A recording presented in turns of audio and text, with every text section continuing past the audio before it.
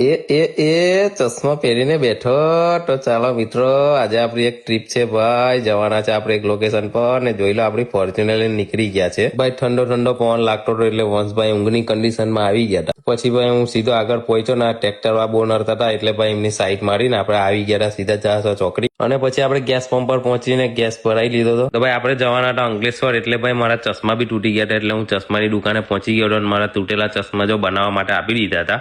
એટલે પછી ત્યાંથી હું ભાઈ શીતલ સર્કલ રહીને સીધો આવી ગયો હતો નર્મદા મૈયા બ્રિજ પર. અને નર્મદા મૈયા બ્રિજ પર ભાઈ પેલી જાળીઓ લગાવવાનું કામકાજ તો ચાલુ જ છે.